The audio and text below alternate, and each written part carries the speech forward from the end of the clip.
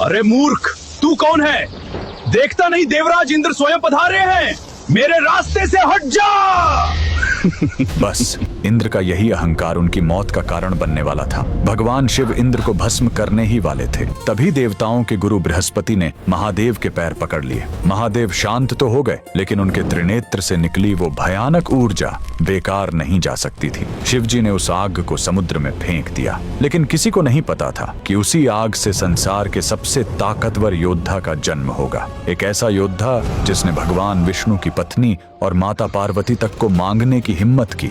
आखिर कौन था वो, और क्यों भगवान विष्णु को अपनी ही भक्त के साथ छल करना पड़ा? कहानी शुरू होती है स्वर्गलोक से। समुद्र मंथन के बाद हुए भयंकर देवासुर संग्राम में असुरों को हराने के बाद देवराज इंद्र को अपनी सत्ता, वैभव और अपने अचूक अस्त्र वज्र का भारी अहंकार हो गया था। उन्हें लगने लगा था कि पूरे ब्रह्मांड में उनसे शक्तिशाली कोई नहीं है और हर किसी को उनके सामने सिर झुकाना ही चाहिए। एक बार इसी अहंकार में डूबे देवराज इंद्र और गुरु बृहस्पति भगवान शिव से मिलने कैलाश जा रहे थे। इंद्र का अहंकार इसी बात से झलक रहा था कि देवताओं के पूजनीय गुरु बृहस्पति पैदल चल रहे थे और देवराज इंद्र उनके बगल में अपने विशाल हाथी ऐरावत पर शान से बैठकर जा रहे थे।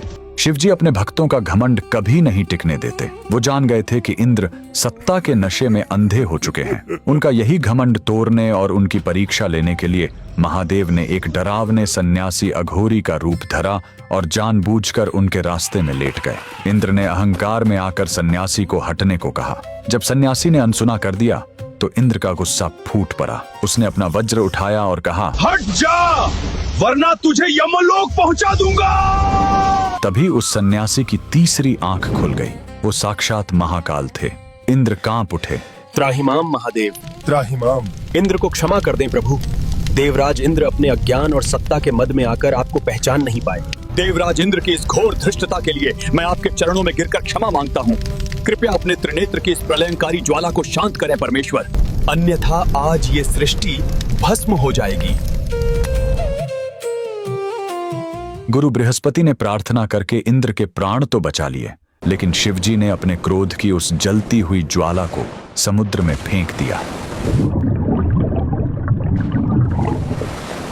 समुद्र में गिरते ही उस ज्वाला से एक बालक का जन्म हुआ। उसके रोने की आवाज से ही तीनों लोक कांपने लगे।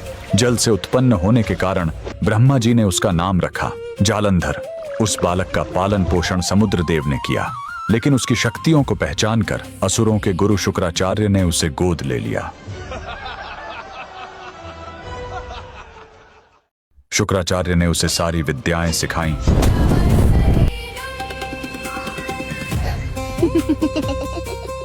और उसे दैत्यों का राजा बना दिया। उसने आज के पंजाब को अपनी राजधानी बनाया और वहीं से अपना साम्राज्य चलाया। तभी जालंधर को एक करवा सच पता चला। उसे पता चला कि देवताओं ने समुद्र मंथन करके उसके पिता यानी समुद्र का पेट चीरा और उनके सारे रत्न लूट लिए।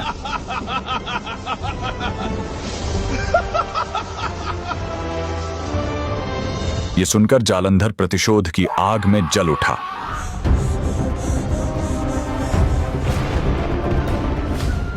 उसने इंद्र को संदेश भेजा, मेरे पिता का सारा खजाना और रत्न मुझे वापस करो, वरना युद्ध के लिए तैयार हो जाओ। जालंधर का विवाह कालनेमी राक्षस की बेटी वृंदा से हुआ। वृंदा एक राक्षस की बेटी जरूर थी, लेकिन वह भगवान विष्णु की परम भक्त और एक महान पतिव्रता नारी थी। गदा धारण कर धर्म बचाते, हे नारायण जग को। उसका सतीत्व ही जालंधर की सबसे बड़ी ढाल बन गया।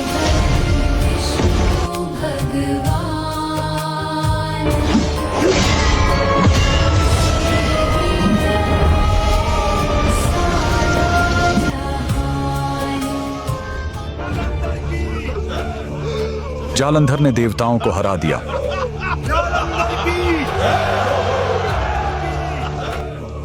और अहंकार में आकर उसने माता पार्वती को भी अपनी रानी बनाने की मांग कर दी। यह बहुत बड़ा अधर्म था। अब उसका सामना सीधे महाकाल से था। शिवजी और जालंधर के बीच भयंकर युद्ध छिड़ गया।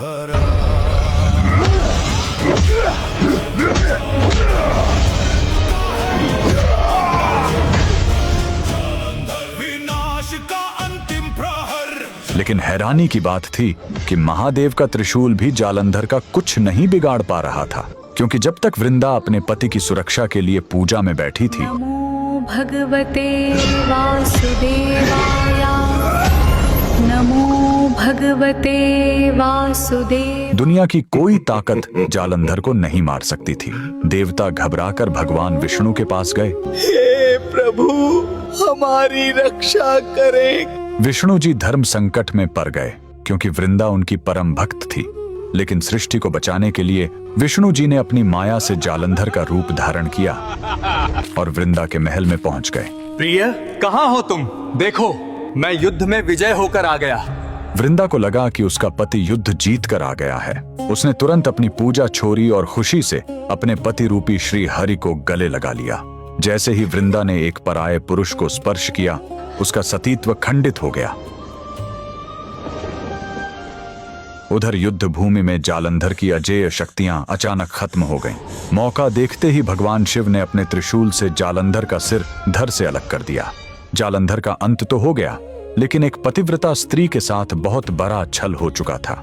जब वृंदा को सच पता चला कि उसके सामने उसका पति नहीं, बल्कि स्वयं उसके आराध्य भगवान विष्णु हैं,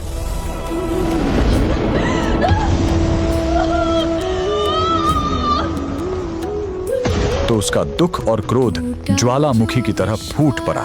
उसने रोते हुए भगवान विष्णु को 3 कठोर श्राप दिए। वृंदा ने कहा, तुमने एक पत्थर की तरह निष्ठुर होकर मेरी भावनाएं आहत की हैं, इसलिए तुम भी पत्थर बन जाओगे। जिस तरह तुमने छल से मुझे मेरे पति से अलग किया है, वैसे ही एक दिन तुम्हें भी अपनी पत्नी से बिछड़ने का घोर दुख सहना पड़ेगा और अपनी उसी पत्नी को ढूंढने के लिए तुम्हें पागलों की तरह दर दर वन वन भटकना पड़ेगा और वानरों की मदद लेनी पड़ेगी। यहाँ प्रभु श्री हरि का बड़प्पन देखिए। तीनों लोकों के स्वामी चाहते तो एक क्षण में इस श्राप को भस्म कर सकते थे, लेकिन अपनी एक सच्ची भक्त के वचनों का मान रखने के लिए उन्होंने मुस्कुराते हुए उस कठोर श्राप को सहर्ष अपने ऊपर ले लिया। अपने आराध्य को श्राप देने के बाद और पति के वियोग में तड़पती हुई महान पतिव्रता वृंदा ने वहीं योग अग्नि प्रकट की और सती हो गई। सती हुई वृंदा की राख से वहीं एक पवित्र पौधा उत्पन्न हुआ।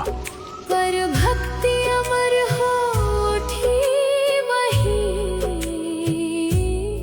जहाँ गिरी थी वो बलिदानी।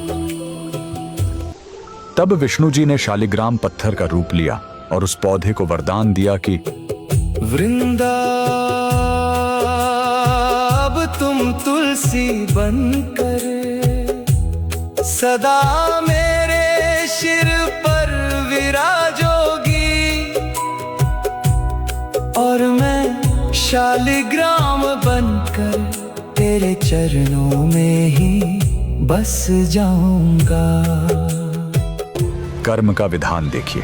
भगवान विष्णु ने सृष्टि को बचाने के लिए छल किया था, लेकिन आगे चलकर त्रेता युग में जब उन्होंने श्री राम का अवतार लिया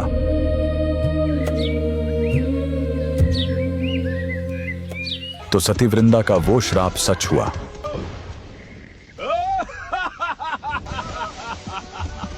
भिक्षां देहि।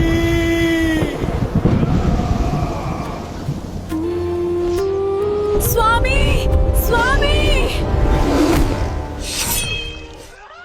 रावण ने माता सीता का हरण किया। राम जी को पत्नी वियोग सहना पड़ा मन में जलता विरहानंद और उन्हें सीता माता को खोजने के लिए जंगलों में भटककर वानर सेना की ही मदद लेनी पड़ी। इसीलिए आज भी बिना तुलसी के भगवान विष्णु की कोई भी पूजा अधूरी मानी जाती है। उस महान पतिव्रता वृंदा और प्रभु के लिए कमेंट में जय श्री हरि विष्णु जरूर लिखें।